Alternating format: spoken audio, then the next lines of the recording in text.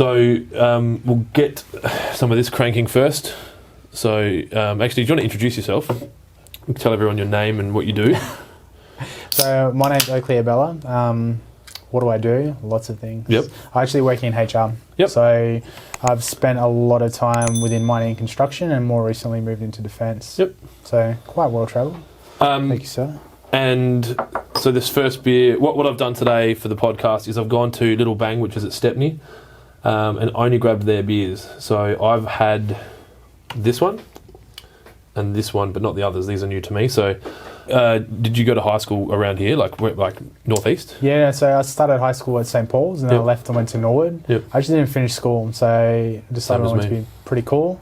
You wanted to be cool like me? Yeah, basically. I mean, I was cool, but you just I wanted to take it to the next level. Cheers, mate. Cheers. Do love a Very good light. session. I'm not used to session ales. I can't deal with it, man. Well, like the beers I have in my fridge are like 9%.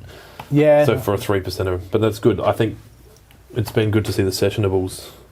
It's a good summer that drink. People are coming out with. Because you know what, you can stay on it all day. You wait till you try this. So you didn't finish high school? No, so I finished year 11. No, that was year 11. Finished year 11. Mm-hmm. Basically, halfway through year 10, had that career counselling and whatnot. I was politely told that there were many other options for me outside of school. Yep.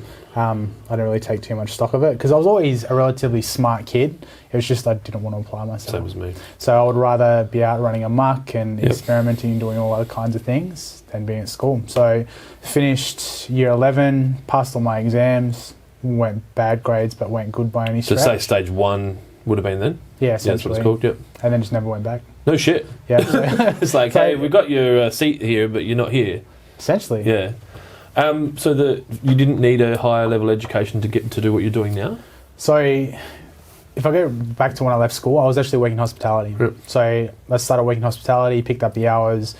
My mum just basically said, "Are you going to go back to school?" I said no, kept working, kind of worked up to like a pseudo manager level in the cafe, which was pretty cool. Because they didn't have a manager title? It was just like a shift runner or... It was basically like you had 3 people who were in the cafe. Yeah. Owned it? Yeah. Yeah, so there was enough 3 management. ways. So essentially, the more I worked, the more senior I became. Yeah. And then, eventually the owner would be like, "Hey, go wash my car. Hey, go buy me smokes." Yep. The good old days, So then... Go buy me smokes. Yeah. I haven't asked anyone to do that for a And then while. basically they'd call you up and say, "Hey, can you bring coffee to my office?" So I became pretty close with them, and then the more I worked, open, close, so on and so forth. That's got to be pretty cool, like being that close to the leaders at a young age. You get to see a lot more than most people would be exposed to. I probably didn't appreciate it as much as I would have now, but it still was absorbing pretty it, cool. Especially when you're like 17, 18, Yeah. hanging out with people who are driving like a 911 and stuff Yeah. like that. It's pretty cool. Yeah, and I don't necessarily know that being able to appreciate it and actually getting anything from it's completely different. Yeah, correct. So you probably absorbed a lot of stuff just by being there. Yeah. But you don't realise it until you're like, oh, no shit. Way later. Yeah. Way So later. was at what point, like, was there...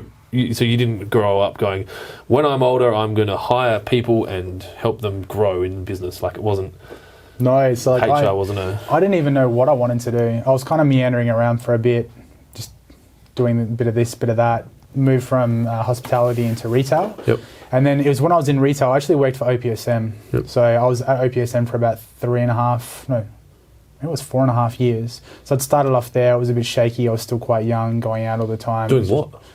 It's called an optical dispenser. So essentially you'd come in, I'd be able to interpret the optometrist I just can script. see people dispense stuff out of their eyes. The name Yeah. fits. Yeah. So optical dispenser there, helping people. I could interpret scripts, basically help you select glasses, prescribe what was right. And you can do that, like, walk in, do the training, and you're an optical dispenser. It takes time and it's all on the job. So yeah. Yeah. No shit. So you don't go to uni to become an optical dispenser. It's just Go to uni to become an optometrist, to become an optical dispenser. No, there's like an courses you can assistant to do. optometrist kind of thing. Basically, optometrists give you the scripts. I come up to you and go, "Hey, what glasses Yeah. So you're do just you want?" picking an order, basically. Essentially, Yeah. I can do all the measurements and Yeah. things like that and see if they're going to fit and if they're going to work and whatnot. But that was about it. Yeah. Cool. So I did that for a while. I actually became a store manager float, which was kind of cool. And then, ironically enough, I actually met my wife because she was a customer. Yep. So she came in one day. I was just, On the job, you're just like, yeah, amazing, right? I'm going to optically dispense to you. Yeah. And that was it. I actually think the second time she came in, I said to one of the girls I was working with, I said, I'm going to marry this girl one day. And here we are. You don't hear that much. We've been together 11 years, so I'm not married. Can you divulge how you've chased her down then? Like, did you steal her phone number from her file? Or won't confirm it tonight. Facebook's a wonderful thing. Yeah, I think I met my wife before Facebook, well, before I was really deeply on Facebook, so I actually had to work. Yeah, I mean, I had to work as well, but the Facebook thing is great because you had the old mutual friends and, hey, how do you know? Yeah, and if you live anywhere in South Australia, you have a mutual friend. Yeah, basically. Yeah. It's 2 degrees. Yeah. Well, that's funny because I've talked about that before, and it's like 6 degrees of separation everywhere. Adelaide's 2, like 2. Straight up 2. Yeah. So, well, even like, you know, we've never met, but we've known each other. Yeah, through mutual friends. But not like sat down and had a chat, and then you kind of go, hang on, like if you look at our mutual friends on Facebook, it would be deep. Yeah, and through the gym and through, like, obviously Heine's and the guys that you've played with, and, you know. Like, yeah, the list goes on. And it's, speaking of that, like if you touch football, like I've got mates all throughout Australia because not only from playing interstate, but you'll sit there and you'll speak to someone. We run an NFL page on Facebook. It's a group, probably about 2,000 members. And all of a sudden someone will comment on something and you're like, oh, hey, do you know such and such that plays here? And it goes on. So it extends way past SA. How big is NFL in Australia? Oh, it depends which state you go to. Thank you. Okay, so which is the biggest state? Good old Victoria used to be the biggest. You're probably looking at about 13 teams, 2 divisions. Yep. Here we had 5 teams, dropped down to 4. WA's probably got about 9. So how does a 4-team division work? You just play each other, play each other, play each other, play each other, basically play each other, play each other. Because you love the sport, it goes all right. But it's a lot. When I was playing in Victoria, it's a lot better. Yeah. 2 divisions, different skill sets. Obviously, Melbourne's a lot more attractive place. So you've got a lot more. We call them imports. So guys in the off season that come over. Yeah, but, I mean, you got guys who played like Div 2, Div 3 college who'll come play here. You've got guys who played in Europe that'll come play here. We've, I guess baseball's probably the closest thing I can understand to that because my wife's family were baseball. Yeah. And then you'll see guys that'll come over from the US for their winter. Yeah, basically. To play over here and enjoy meeting South Australian women and enjoying South Australian food and wine and maybe even not getting paid, but just... Yeah, and I think that's what most of them do because it's an amateur sport, so people don't get paid per se. Yeah. But what will happen? They make it easy to live. Yeah, exactly. They'll bring them over here. They might pay for their flights. When they're here, they might help hook them up with a job or something like that. You know, I've got a couple of mates who started playing in WA. Then they've come here, and then they've gone over to Victoria. And now that they're staying in Melbourne like full time, so it's pretty cool. But it's the degrees of separation. So Adelaide's pretty bad. So who do you support in the NFL? Yeah, New England Patriots. We're going to suck. Before they were cool.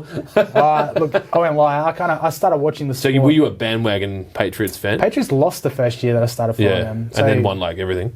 Yeah, well, was in the States 2012, hadn't known anything about American football. Yeah. It was the height of college football season and the NFL playoffs. Everyone's like football crazy. And I'm like, what the hell is this stuff? Were you there?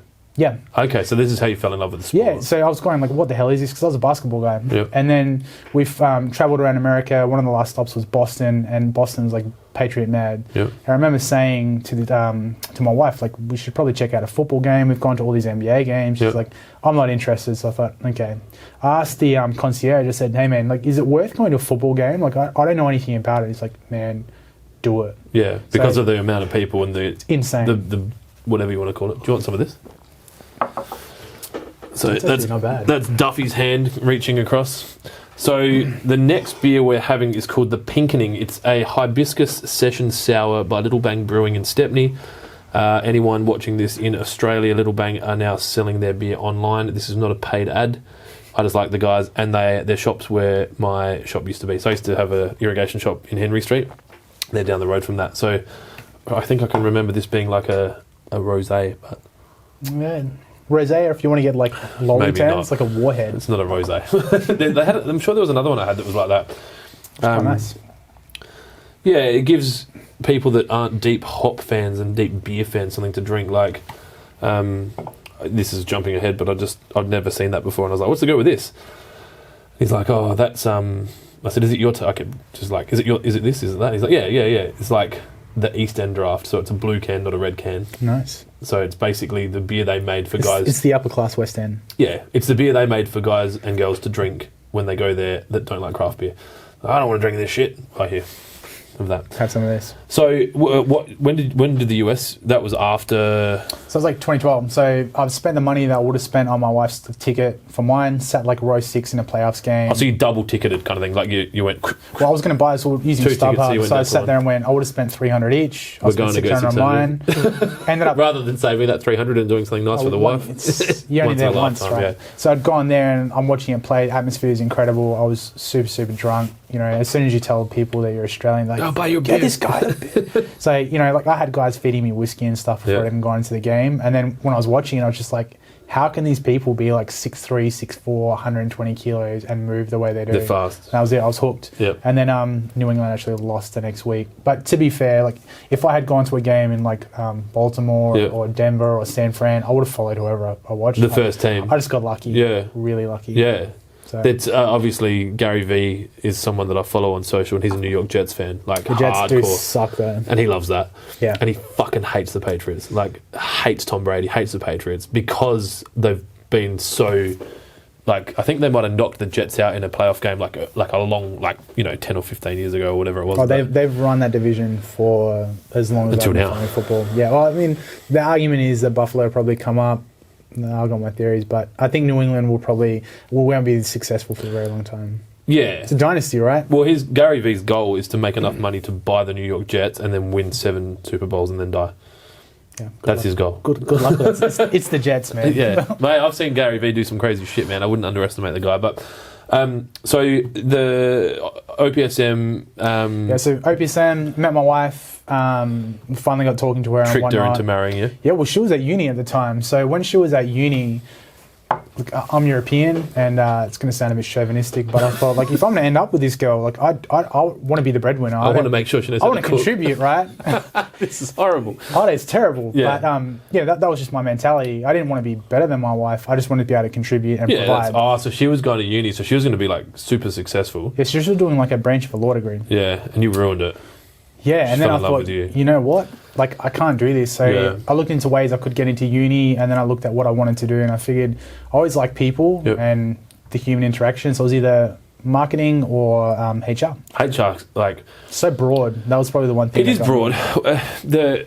My whole job's HR. That's all I really do, because we don't have a HR department. We've got a team of 25, and I hate it and I love it. Like, I guess helping people grow is great, but having to deal with disciplinary and like... everyone's always got something going on in their life. And, it's people, man. And it's humans, and it's just how it is. So it's I don't know if I could do it as a job, and yet I do it as a job. Yeah, do you know what I mean? As I said, it's people. Like, people are the best thing about it, but Yeah. people are also the thing that make you just sit there and go, why am I here? Those days are few and far between, but I guess the biggest kick that I get out of HR, and it's going to sound really corny, is being able to see and help people grow, because you're the conduit between the employee and the business. Yep. So you get to like look at all these cool little things and speak with people at a higher level and give ideas of ways they can improve things. And at the same time, I'm listening. Yeah, you're good. At the same time, you can be there and get that connection with your people, which really, really helps. So I'll just change these. These are meant to be this way. They are meant to stay there, and these are the ones we're meant to drink. I haven't done the craft for a while, so there's no judgment here. So you had to do a uni degree to do the HR? Yeah, so I started uni when I was 23, I think. Yep. And basically I was really lucky because when I was 23, I was studying, still working part-time. A job came up with a pretty prominent supermarket chain. Applied for that job, was a part-time role. Yep. Got that about 6 months into uni. Part-time HR or part-time? Part-time HR. No shit. Yeah, so my grades started to skyrocket. Because you were in... Because you can start drawing the connection between everything. You're sitting there, you're reading theory, and you're like, oh, that's what happened with Peter. This happened at work, and this is the way that we did it. Or, okay, that happened at work. Now I get why this works. I wonder if there's any merit in that, like, for anyone. Like, obviously, lawyers have their... What are they called? Clerkship. Where they go do that. Yeah. Like, if there's... All the other degrees should do that. And actually just go do actual work experience, but not, actually proper work. But then that would be complicated because I'd have to connect it all. But so... If someone was in high school now and they were 16 and they weren't sure about if HR was for them, what what would they be looking like? What would you be looking for in those people? Like, what do they enjoy about life or people? Or like, is it that simple? Or it's kind of something you fall into. Yeah, because that's the thing. It's not. Yeah, but there's so many facets of HR, right? I mean, if you the common conception is if you ask anyone what HR does, most people are just going to say, "Oh, you hire and fire," right? Yeah. That's like this much of the job. So what's the rest of it? So HR is a big system. So you're like training and development. Sometimes safety will fall under within HR. Sometimes payroll. You've got strategy. You've got diversity and inclusion. Organizational design and development. Like the list goes on and on. You could specialize in employment law or industrial relations. Like you can do what I do and be generalist and kind of do a little bit of everything. Or you can really start to specialize and be, the IR person or the org design person. So with what you do, if it was real specialized, you'd call in a specialist. Is that, or you kind of just deal with it and you just research it? It depends on the organisation. Like if it's something quite strategic or something quite tailored, and you don't have the experience and there's a lot of risk associated with it, you either have a specialist on hand or you'd be looking for one. But if it's something that's pretty straightforward, then more often than not you can do it yourself, and you can either sound it out with someone senior within your organisation, or you can call like an employee shore or something like that. What number of employees do you believe a business should have when it's choosing to hire a HR person full-time? Like how many people do you think, like so I've got 25 now between my two businesses. Is that close to HR already, or is it, do you know what I mean? Like it depends on what you determine. So I mean, I've always worked for established organisations. At the moment I'm working for someone that's kind of like a startup, but it all depends on like the stock that... so they could be an 8-person team, but they want to grow quickly, they need HR. Yeah, correct. If you're planning on ramping up to like 5,000, 10,000 employees, then you want to ingrain your HR at the start, make it part of that business, and you want it to have it there. If you're a business that's going to grow to 100 people and you're quite happy doing it yourself, then by all means you could outsource it. You could sit there and go, you know what, maybe I do want a coordinator or someone to come in and just deal with those employee issues or help set up some policy and procedure. It's something we're going through now, which is why I talk about it. Like policies and procedures for a small business like ours is the thing that gets done last. Because, generally, I guess in our world, you've got landscapers, the main clients that we've got, and they work for someone and then they get their own business and then they hire some people and all of a sudden they've got 6 to 20 staff and then they're like, why are they doing this? Why aren't they doing that? Because it's not there. And the business owner's like, they're almost like, well, they should just know. And then you as a HR person is just like... Yeah, it's not that simple. But then again, you got to think as well, like you've got the Fair Work Act, which like encompasses everything, but then there's exemptions for small businesses versus the way big business does. Yeah, like redundancies under certain numbers of staff. Redundancies, disciplinaries, things like that. Yeah. It's been, like, we've had to self-learn. Yeah. It's the only way to really do it if you're not willing to hire a HR person and if you can't afford to pay a workplace lawyer for a lot of that stuff. So... I guess when I'm doing this kind of thing, it's always interesting to try and bring value to the audience, and the majority of people I deal with are landscapers. What are you thinking is, like, I guess the one thing that they're overlooking, or the one thing that most small businesses aren't doing from day one that they could be doing that's not that expensive? Like, is there anything that you see? Probably haven't seen too much of small business, but I'd probably say that you need to value your employees. I mean, what Richard Branson's the one who says it. Like, Number one.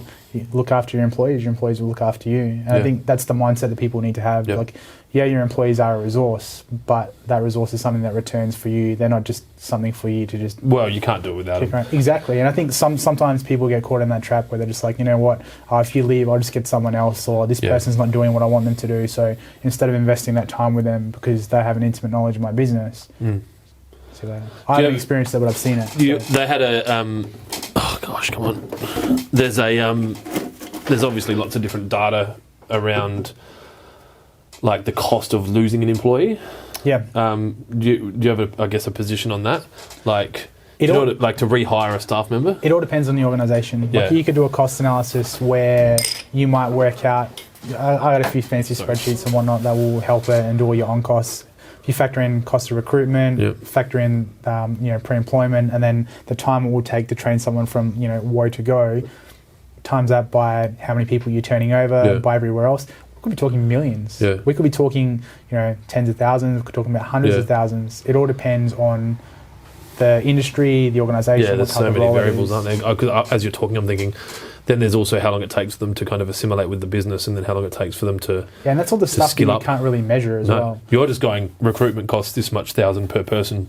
recruitment costs this much, plus the ad, plus the medical, plus the time, your time, my time, plus all the time training before you're actually going to get any reasonable return. Yeah.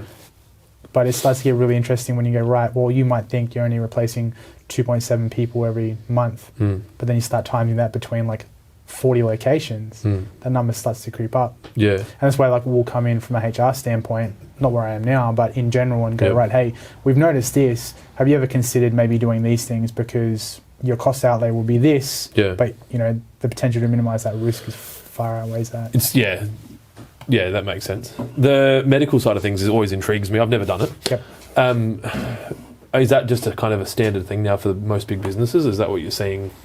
Depends on the industry. Everyone's different. Okay, so if you're a high risk industry or you're... If you're looking at like manufacturing, construction and things like that, I mean, I can't speak for too many people. Most of the companies I've worked for, they do it. Yep. Everything's about minimising risk. I was going to say, do you think they're looking for anything other than drugs? You don't have to answer that, but... It depends on the business. Yeah, okay. It's all about keeping people safe, though. Yep. You do want people to go home the same way they've come to work. And you know what? Like, if people sinking beers at lunch is going to affect their ability to be able to do something, you know, on a forklift or a piece of high-risk machinery, then like absolutely you're going to eliminate that risk by eliminating the beer, or at least minimise it. So yeah, or at least knowing about it before you hire them. I can't believe I keep grabbing the beers from here.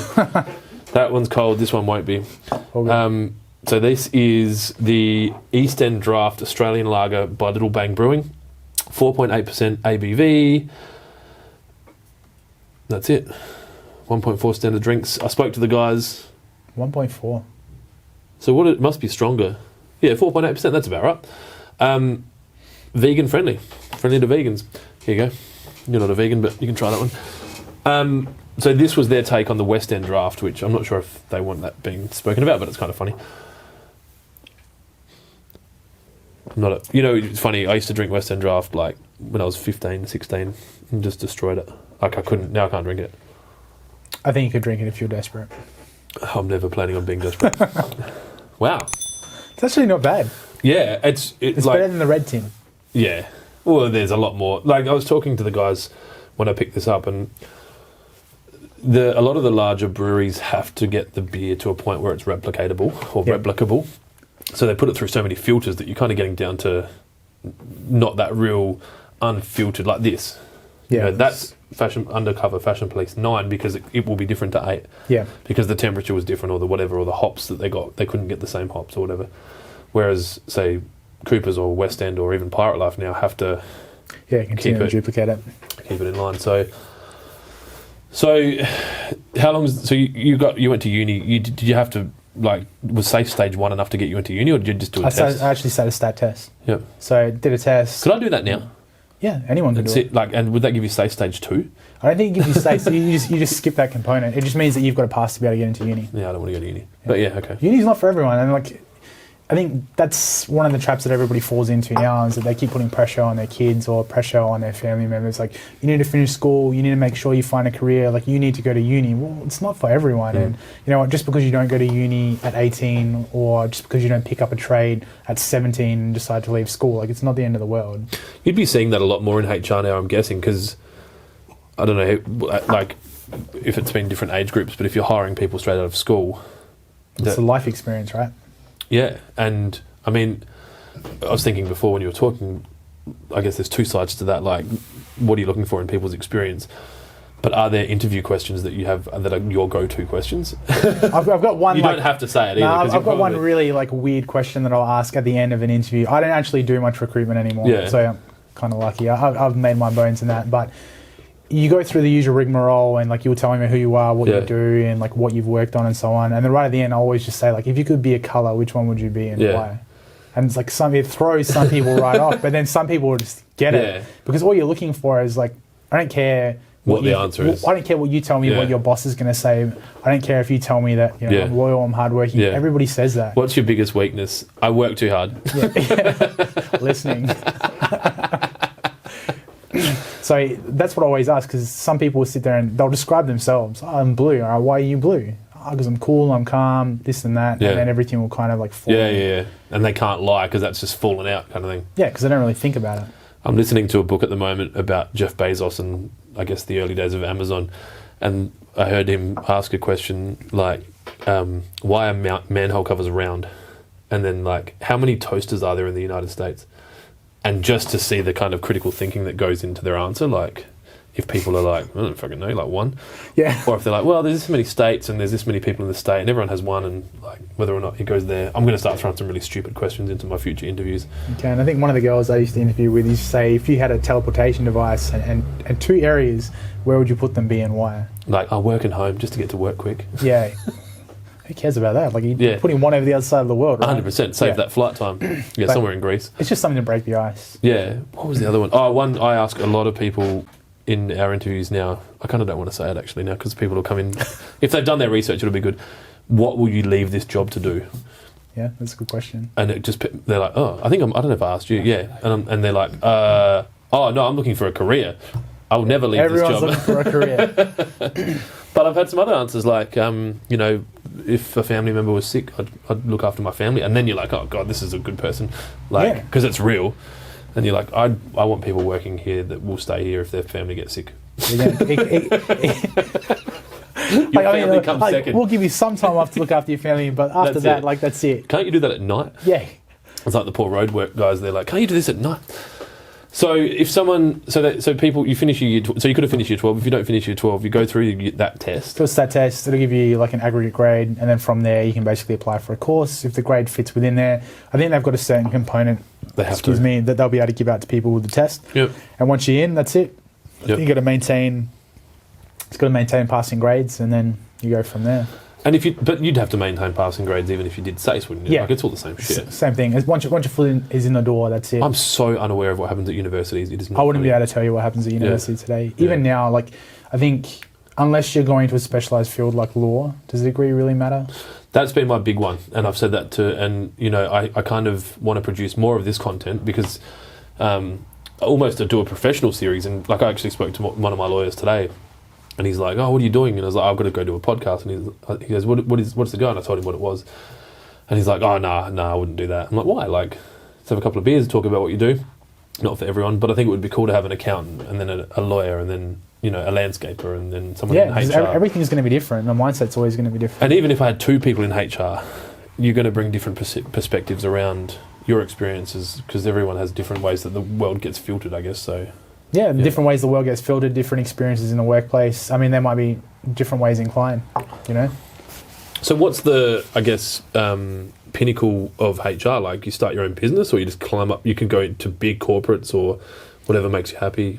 For me, the biggest thing is adding value. So I've always said, it's probably, if you'd asked me like 5 years ago... These are kind of the corny answers I expect from whatever the people trying to get the job. Yeah, but it's at the core of it. Because I'm telling you now, when I left my old job to come here, they offered me more money to stay there. It wasn't about that. It's not about... For me, it's about adding value and being able to influence change. So if I can sit there and go, every day I come here, I'm making a difference, I feel like I'm contributing to something bigger. So that's my drive. Rather than being in a business where you get paid more money, but you don't actually have... Money doesn't resolve your problems, right? Like, your shit's still going to be your shit, whether you're getting paid 50 grand or, you know, 250 grand. The problem's still going to be a problem. So it all really depends.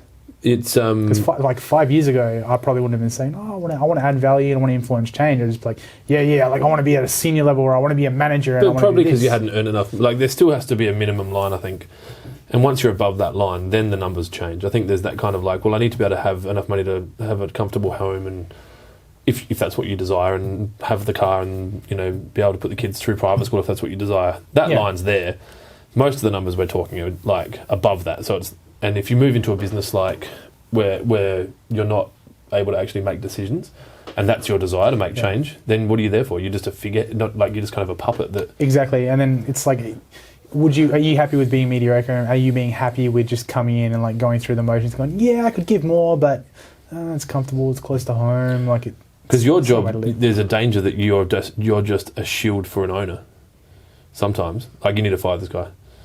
Like, not your job, but it depends where you are. Sometimes people may try and use that, but a good HR practitioner will always be like, I can support you with that, but you got to own this decision. And there's 2 sides to it. You watch Game of Thrones? No, never. Not even seen an episode. Well, the TV show was actual shit towards the end, but in one of the first seasons, corny as this sounds, is Ned Stark, the big hero dude, he executes someone, and the guy goes, his son goes, why are you executing him? He goes, well, if if you deliver the sentence, you got to swing the sword, and that's kind of like how it's got to be, because otherwise that's what it looks like. Oh man, what is this guy doing? HR just comes in and does his dirty work, and it's like, I really like that. Like, if the only thing I can think of that's like it is kind of like a president of a nation sending their people to war.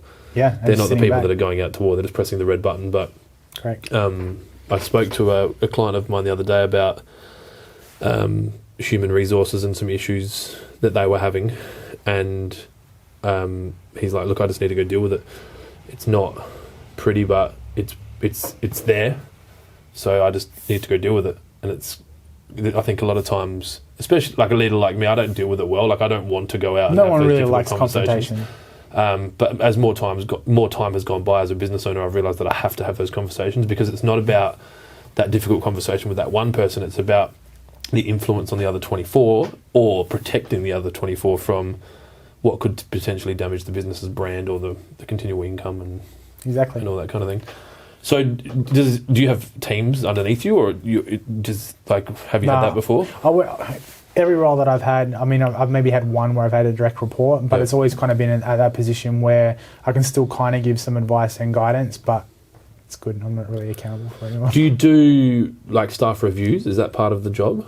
Where they fill out how they thought they went, or is that more their management? Their management would. Yeah. I mean, again, it depends on the organisation, and it's all about maturity as well, right? Yep. Some organisations have like a fully fleshed out model, and other ones are like, hey, you tell us what you want to do. So when you come into a business like you have now, how long have you been at your current job? I've been there for about 6 months. Yeah, so it's really early still. Really early, and they've only been around in Australia for about 18, 24 months. And so what do you do? 24. Like, do you go in there and get given some guidance, or they're like, you are HR now? I'm a part of a pretty big team. Yeah, so. Okay, cool. But there would be potentially businesses where you're free to we need you to take care of this, we need to take care of this. If you're in a standalone role, it'd basically be in like, hey, we have nothing, we need you to help us manage the risk, and we need you to help us manage our people. It's a big role. Tell us what we need, create our policies, our procedures, our processes, come and help us do all these things. Or it depends. Yeah. And then it's like, it comes down to like a title as well, because sometimes you'll find people who've been a HR manager, they haven't really been a HR manager, they've been a standalone person, no direct reports, they're working in a small organisation. Not to detract from it. The word manager doesn't need to be there. Yeah, correct. It's like when you probably see it all the time, you have like small businesses, right, where a guy will say, hey, CEO. I'm the CEO. It's like, it's you and your brother. Like, I laugh at that, because I think I did something the other day and I described myself. I'm like, I did that webinar. I'm like, I'm the GM, CEO, whatever, wherever you live, you call it what you want, but I'm not the CEO. There's no board. Yeah. So I'm the GM, because this is yours. Good catch. Geezer. I didn't actually, but now we can have a good laugh at how you had to move to Australia to have a happy laugh. And it's still raining here. This poor bloke moved to Australia, luckily landed a job, a week after. Not luckily, he's got skills. Yeah. And then COVID-19, bang. So he hasn't been able to do anything. COVID's ruined a lot of things. Which is good, because you're banking annual leave now. And then it'll, in September, everything will be back to normal, and you can just go see stuff. Whoa! I was not expecting that colour. Yeah, that is dark. So this is the Geezer Pleaser. It is a 4.8% Little Bang Brewing Extra Special Bitter. I'm not a fan of bitter beers, so... This one is not vegan friendly. Oh, it doesn't say vegan friendly on the can. That one did. I'm guessing there's meat in this. It's not bad. It might be milk, actually. It's different. I'm not a bitters guy either, but it's nice. You know what? It smells like when I make homebrew. I don't do that anymore. But I don't know how. I don't know how to make beer bitter. People that are true craft beer fans that watch this, if they ever do, are just going to be like, "You're a dick. Yeah. You know nothing about this." I'm like, this was just to get. It's like I was drinking wine, and you can taste the grapes. Can you taste the red? I'd drink that more than that, I reckon. Oh fuck, the back end of that. Yeah, I disagree. I'd go the East End. Yeah. You could sit on the East End all day.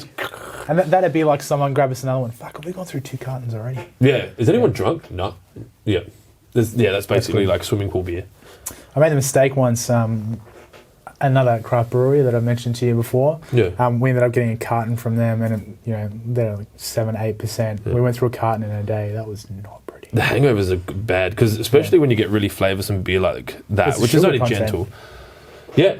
So I had a fair few alcohol-free days, like 4 this week, which is massive for me because I'm an alcoholic. But last night I had a few beers, and I would have had 12 standard drinks and 4 beers. Yeah. And that's like that's fine for me. But today I was like, oh God. And because I had so many alcohol-free days, I was starting to get real clear. Yeah. And then I had them, and today I was like, oh, this is what alcohol does. I forgot that it's poisonous. It's good at the time, but I mean, like I like the fact that you can get them in 4-packs. I mean, you think 4 fucking beers, but then when you sit back and think of it, if you enjoy 4 beers, it's the equivalent of like 8 or 9. Well, 4 beers at that, like it's 12 standard drinks. I mean, these are what, 1.4. Yeah. So these are 1.4 normal beer. So that's 10 drinks. It's crazy. Is 14, and then those other beers. But anyway, if you would be a colour, what colour would you be? Good question. I'd be yellow. Yeah? Bright, energetic. Is yellow your favourite colour? No. I just would be yellow. I don't have a colour. I reckon if I got asked that, I'd just get up and walk out. No, I'm not working here. Say, repeat the question, just keep buying yourself more time. I'm sorry. Can I get some water? I'm sorry. Go to the bathroom, Google. Yeah, do you have a toilet? What is the best colour for getting a job? So are you doing... I know you're training now at the gym. Are you playing sport as well? Or? I actually got back into jiu-jitsu. Jiu-jitsu? What belt are you? BJJ, white belt. I'm still... You got back into it? Really How did you get out of it and still be white belt? Like many years ago, I was doing a bit of BJJ. Who were you training with? I was training with a club called Millennia. I think they're called Element now. Yep. And we're talking like 10 years ago. Yeah. I would have done some BJJ 7 years ago, 6 years ago. It's good fun. I think it's Rolling a very around pure with dudes. sport. I think most people don't truly understand, and I don't understand anything about it, but I understand how hard it is and how much you have to do to deserve the belts. For me, I played football. Football was like really, really obviously physical. One of the guys I played with actually left a little while ago. He got into jiu-jitsu with his son. And then I kind of looked at it and said, well, look, my body's pretty beat up. I still want to keep active because I don't want to, probably like you, I don't want to be a dad that's like, can't get on the floor and play with the kids. But I am. Yeah. So I got back into it, and it's awesome for fitness. Yeah. It's got a good culture and a good vibe about it, much like football. Yep. So, so basically that, and I started running as well. Like, there's nothing else to do with this COVID thing. I fucking hate running. Yeah. Are you running sub 5-minute Ks now? I think the best I got the other day ran 3.36 at 5. I'm getting my 5Ks. Holy fuck. I'm getting my 5Ks into 25 minute range. Yeah, so 5. I'm a heavy dude as well. So 5 5s. That's right. Yeah, that's good. Yeah. So, dude, I was running... I could check it on my Strava. I haven't run for a while, but I'm a heavy dude. Like, I'm 122 at the moment. Yeah, I'm about 102, so... Yeah, and I was running nearly 25 5s. Yeah. So I was just thinking, imagine what I could run if I was 90. Yeah, and that's the thing. I think for me, the running is like a whole mental game as well. I just chuck on a podcast, just run, and before you know it, you're like, shit, like I actually didn't do too bad. Do you read books, or are you an audiobook guy, or more just podcasts? No, I read a fair bit of books. I read a few books. I've got probably about 3 or 4 podcasts I'll listen to throughout the week. And then in terms of books, like I've got my bookshelf probably be same size as this, same length as this room, probably about the height of that table. Yep, this is chockers. Yeah. Do you know David Goggins? Yeah, can't hurt me. That was one of the most epic audiobooks I've ever listened to. Listen to that running. He's insane. I listened to that while I was running, and I was like, oh, my legs are sore. It's like, toughen up, motherfucker. Get something out of the cookie jar. Yeah, when he talks about that like accountability mirror, no, you need to look at yourself, tell yourself you're fucking fat. And you're like, wow. And okay, I'm like, man. my legs are sore, and he's talking about how he's like had to duct tape his whole leg to stop it from to run, and there's just pissing blood, and I'm just like... And I'm like, oh man, I've got a stitch. Yeah, I think he lost like 120 pound in like 90 days. It was no time because he had to get down. He had to run a certain time, or Have you seen fat photos of him? Yeah, he was a big dude. Yeah, he was a big dude. And I'm just like, and then I saw him the other night. I was watching. I kind of only watch YouTube now when I'm at home. Yeah. And I saw an interview with Tom Bailio, who owns kind of like a performance. I think he was the inventor of Quest bars. Okay. So he's like super rich, super smart. And he had an interview with David Goggins, and he was like still shredded. But he's like intense as well. Yeah. I think the last podcast I saw with him on was the Joe Rogan one. Yep. And obviously Joe Rogan's high as fuck, and just like... Yeah. Have you watched any of Joe Rogan and Elon Musk? Yeah, a little bit. I don't really get into Elon Musk. Like, I love it, man. He's a weird dude. He's a weird dude. Smart, but weird. I shared it on my Facebook the other day, and one of my mates is just like, that's what happens when you get too much money. You like lose your shit. And like, no one understands Elon Musk, but he's really smart. Like, super smart. And I'm like, I finished watching it. I'm like, I'm not doing enough. And then my Well, wife, between him and Gary Vee, like that's. yeah, and I'm just like, I should be sleeping here. I should be Gary doing Vee's like, well. I got 30 minutes of sleep. We're good for 3 more days. Gary, they sleep, and it's funny because Gary Vee, he cops a lot of shit. They're like, how much coke are you on, or like The dude's just intense. I've met the dude. I had dinner with him in Brisbane. Like we had a group dinner, Yeah. and he's the real deal, man. He's just like he's worked out exactly what makes him happy, Yeah, and he and he only just does goes that. And I'm getting close to that. Like that's probably some career advice I'd give youngsters: find out what makes you happy. Yeah, and pursue that. So, what happens from here? Like, you've obviously only 6 months into this job. Do you have KPIs or targets? Like, is it? I mean, I'm such a sales environment that I'm like, No, well, everyone's got KPIs. I've Yeah. got projects and things that I need to work towards. In terms of my career goals, I'm happy doing what I'm doing right now. yeah, I think if you'd come to me and I'd been in this position like 5-10 years ago, I'd be saying, oh yeah, in 2 years I want to be manager, and then like 4 years I want to be the GM, and then after that I want to go and take over this. you're but a recent father. yeah. How old's your oldest? You've got. He'll be 2 next week, and then I've got one more on the and way. what did you just say? About 2 years ago, my answer would have been this. About 10 years ago. 10. 10 years ago. I Yeah, thought you said 2 years ago. No. I was starting to get mature around 2-3 years ago. How old are you now? 33. Yeah, 30. Start to kind of adult a bit. Yeah, but see, that's why, like, kind of go back to why it took me so long to get into uni. Like, I wouldn't trade any of that stuff I've done No because it's way. what makes me effective in my role now. But you can't. Even if you could, why would you want it? Life experience is highly underrated. I get that. Like I have those questions with people, and I'm like, the whole like, if you could do, like, if you could change anything about your past, and I ask that a lot in my podcasts, and most business owners that I talk to are like, no, I'm happy with where I am, and if I made any changes, I might not be here. Like, there's Butterfly effect. Well, there's the quantum paradigm. One of the businesses that my business partner and I used to have was quantum pumps, and it came off the back of the quantum paradigm, which is kind of that butterfly effect, the theory of the fact that you're here now and you're not where you were meant to be. Like something didn't happen, and all those little micro. Yeah, it affects everything else. Yeah, so that sort of kind of a reminder to me to always make every micro decision needs to be a good decision. Otherwise, you never know what you might think it's nothing, but who knows? So I'm hearing now.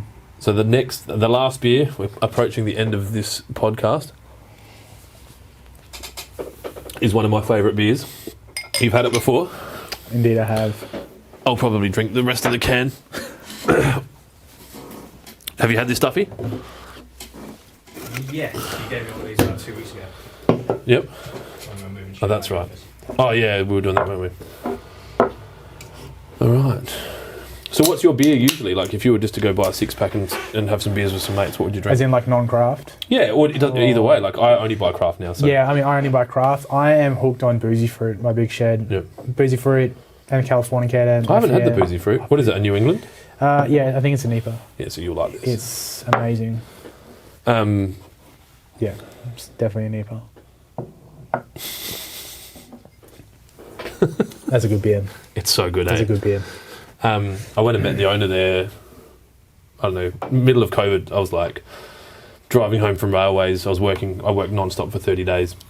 And every night I was going home, I was drinking beer and going back and doing it all again. Just didn't really understand how this whole COVID-19 thing was going to long-term affect my businesses. And, Yeah. I think that's what no one's taken into it was consideration. the unknown. Like, and it still is the unknown. Oh, That is wow. real good. Yeah, if you like sweet, easy drinking beers, and you're in South Australia, go visit the guys at Little Bang.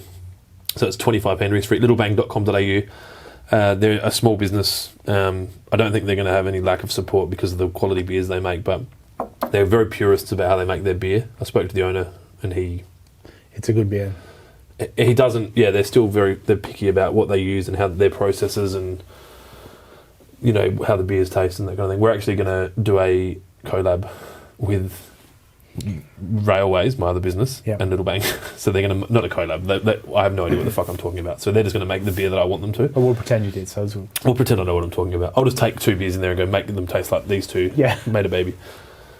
So from a is it, as a parent now, do you think it's going to be, do you feel like you're, like, because you're in HR, you're kind of like parent, like you're like trying to teach them. No, I wouldn't say I try and teach my kids in that way. I certainly, if we have like family issues, I definitely take the HR approach where I can sit back and just sit there and just Let's focus gather on the facts. evidence. I sit there and be like, oh no, I never said that. Did I say this? Like, no. I'm like, all right, I'm hearing this, but let's stick back And you to get this your son line. to bring like a support person to disciplinary meetings. Yeah, Like- I mean, when his sister's around, he'll be able to bring her in, and she can sit there. Yeah, and just be like, you're not allowed to say anything. Yeah. You're just here as a witness. Exactly. But I mean, look, I've had this conversation with my wife many times because she works in the legal industry, and I said, look, everyone wants the best for their kids, right? I'm sure you do. Yeah. I'd love for my kid to be some like football star or some CEO If that's what somewhere. they want. Correct. But at the end of the day, as long as they're good people and they're happy doing what they're doing, I'd be disappointed if they're a janitor. Yeah, but if they're happy and that's what they want to do, then go for gold. Because I was lucky. I grew up in a family where it was like unconditional love and support. I was a smart kid. I made some pretty stupid decisions. My family stood by me, and they're like, "Whatever, like you do whatever you need to do." Yeah, you're happy. And this is where I've wound up now. So I think that's where I want to be with my kids. So I want the best for them, but I'll support them with whatever they do.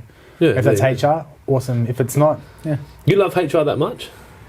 Yeah. I told the best thing about it is one example I can say is I've worked with a manager in my last organisation who started off and wasn't a manager, and this awesome guy, like, had a few beers with him every now and again and whatnot, pretty good friends with him now, but I saw him from being managing no one and being relatively green and everything to now running like a national team and doing it well. And like for me, just being able to sit and go, right, hey, like, it's pretty cool. I've helped guide you and like I've given you training wheels, taken them off, and now you're there where you are. That's pretty cool. Seeing people grow and helping people to do that.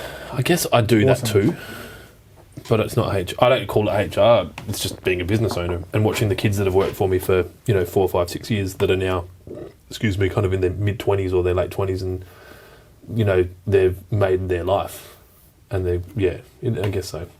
I think HR gets a really bad rap. As I said, hiring and firing. Everyone thinks that's all you do, and they're like, "Oh, you get to fire someone today." It's like, yeah. Is that exciting? I hate that. Oh, like, I've terminated more people than I can count. Like, it's Thousands? hundreds. I wouldn't say thousands, hundreds, but it's like I'm not a sadist. Like I have a pretty good ability to flip a switch and just go separate personal and business. But I don't wake up in the morning and go like, sweet. I find it hard as a business owner to consider that switch flickable. Yeah. Because you're like, well, this is just the facts. We need to, this is what's happening. We need to move on. I go into those meetings. I'm like, well, this is actually my decision, and there's no like. It's not personal, or it's just business. It's very much like, but I think, and this is something that I took from Gary Vee, and I do a lot of it. If you over communicate with your staff, throughout the early period of their employment and throughout their whole period, if you get to the point where they're leaving, they're not surprised. Yeah. And if they are, they've got serious like understanding issues. You'd have big concerns. Yeah. So, cool. Well, that's it. That's the last beer. You drank yours. I did, because that was really, really good. Thanks for coming in, man. I appreciate it. Thanks for having me. We'll have this up on the socials soon. I don't really think we need to tag you in anywhere. No one's going to be coming looking for you to I hope not, right? for advice. Well, usually our guests are, they're running a business or whatever. Yeah. So yeah, it's all good. that's it. You're just a ghost now. It's just. I just came here for the beers, to be completely honest. There's more beers. Where's the rest of the beers? Do you want to take this off now? Yeah. I'll show you around.